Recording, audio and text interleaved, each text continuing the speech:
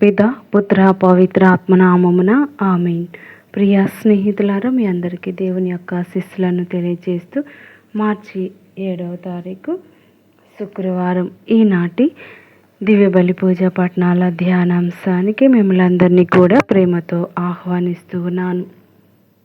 మొదటి పఠనము యెషయా గ్రంథం 58వ అధ్యాయం 1వ వచనం నుండి 9వ వచనం వరకు. మత్తయి సువార్త 9వ అధ్యాయము 14-15 వచనములు. సువార్త పఠనాన్ని భక్తి శ్రద్ధలతో చదువుకొని ధ్యానించుదాం. యోహాను శిష్యులు యేసును సమీపించి, మేము పరిసయ్యులు కూడా తరచుగా ఉపవాసం ఉందుము, కానీ మీ శిష్యులు ఎన్నడూను ఉపవాసం ఉండరేలా అని ప్రశ్నింపగా, పెండ్లి కుమారుడు ఉన్నంత కాలము పెండ్లికి వచ్చిన వారు ఎలా శోకింతురు?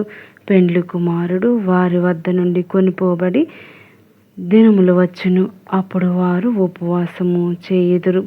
ఇది ప్రభువు వాక్కు. సర్వేశ్వరునికి వందనములు. ధ్యానాంశం: ఉపవాసము దేవునితో సహవాసము. ఆత్మశుద్ధి లేని ఆడంబరమేలా, చిత్తశుద్ధి లేని ప్రభు పూజలేలా అను నానుడి వలె హృదయ పరివర్తనం లేకుండా దైవ వాక్కును, దేవుని ఆజ్ఞలను జీవిత ఆచరణలో పెట్టకుండా ఎన్ని ఉపవాసాలు చేసినా, ప్రార్థనలు చేసినా అంత వృధా ప్రయాస అవుతుంది.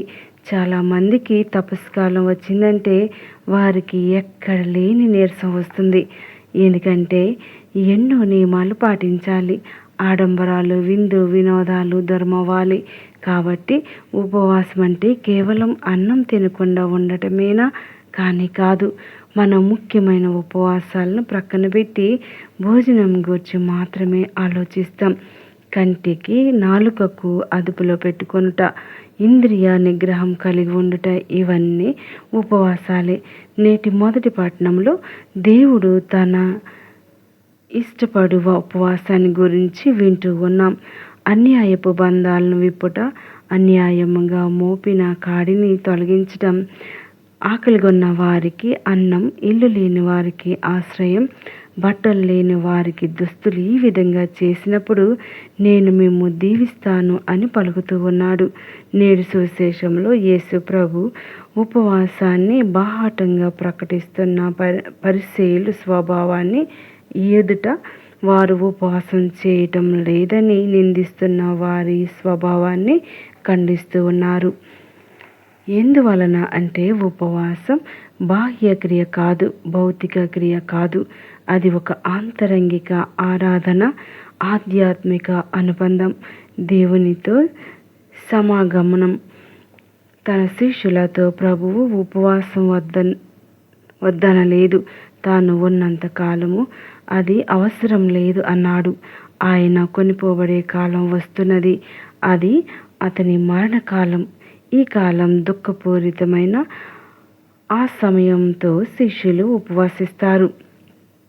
కనుక మనం చేసే బాహ్య ఉపవాసాలకు గర్వించక, మనోపరివర్తన లేని పరిశీల వలె పనికిరాని ప్రశ్నలతో కాలయాపన చేయక, నిజమైన ఉపవాసాలు చేసి ఈ పరిశుద్ధ తపస్సు దినాల వరాలను పొందుదాం. మన పాపాలకు ప్రక్షాళన చేసుకుందాం. దయగల దేవ, కృపగలిగిన తండ్రి, ఈనాడు మాతో ఈ యొక్క గొప్ప వాక్యాలను ముచ్చటిస్తూ ఉండగా ఉపవాసం యొక్క గొప్పతనాన్ని మాకు నేర్పిస్తూ ఉన్నారు.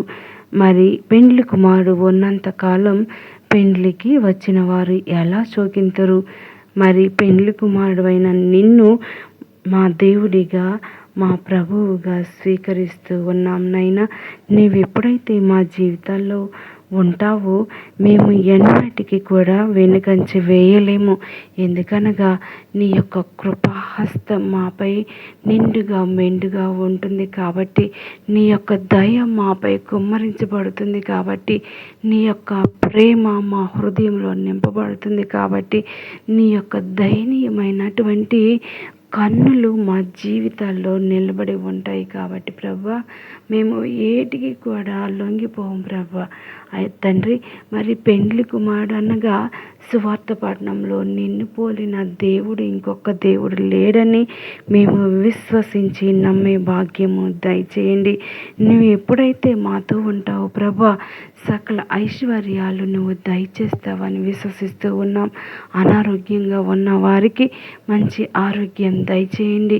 వివాహ సంబంధాల కోసం తయారవుతున్న బిడ్డలకు మంచి వివాహ సంబంధాలు దయచేయండి. ఉద్యోగ అవకాశాలను దయచేయండి. మరి 10వ తరగతి ఇంటర్మీడియట్ పిల్లలు పరీక్షలు కొంతమంది రాస్తూ కొంతమంది తయారవుతూ ఉండగా నైనా నీ యొక్క జ్ఞానమును వివేకాన్ని వారిపై ఉంచండి. జ్ఞాపక శక్తిని దయచేయండి.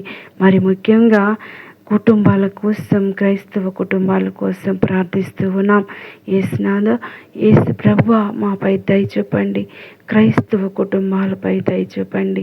సైతాను శోధనలకు లొంగకుండా ఈ యొక్క తపస్కాలాన్ని ఒక దీవెనకరంగా మార్చమని అడిగి వేడుకుంటూ ఉన్నాం. మాలో ఉన్నటువంటి లోపాలను తీసివేయండి ప్రభా. మా కష్టాల్లో, బాధల్లో తోడుగా ఉండండి. మా బిడ్డలందరినీ ఆశీర్వదించండి. చిన్న బిడ్డలను, యవ్వనస్తులను, వృద్ధులను దీవించి ఆశీర్వదించండి ప్రభా. మరి దాంపత్య జీవితాన్ని జీవిస్తున్న బిడ్డలను కాచి కాపాడండి. వారి హృదయాలు ఐక్యపరిచి మంచి పవిత్రమైన జీవితాన్ని జీవించే భాగ్యం దయచేయండి ప్రభా.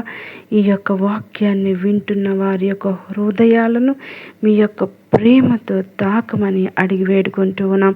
ఎవరెవరైతే ఈ యొక్క వాక్యాన్ని ఇతరులకు పంచుతూ ఉన్నారో వారి యొక్క జీవితాల్లో వెలుగుని నింపమని అడిగి వేడుకుంటున్నాం. నాయన, దయగలిగిన తండ్రి, కృప కలిగిన మా దేవ, ఈ సమయమందు మా యొక్క బిడ్డలందరినీ కూడా నీ పాదాల చెంత ఉంచుచున్నా ఉన్నా తండ్రి. వారికి అవసరమైనటువంటి అన్నిటినీ తీర్చమని, వారు చేయుచున్న ప్రతి పనులో తోడుగా నీడగా ఉండమని, వారు అనుభవిస్తున్న ఈ యొక్క గొప్ప గొప్ప కార్యాలు తీర్చిదిద్దమని మన నాథుడైన యేసుక్రీస్తు నామమున ద్వారా అడిగి వేడుకొంచున్నాం తండ్రి. ఆమేన్.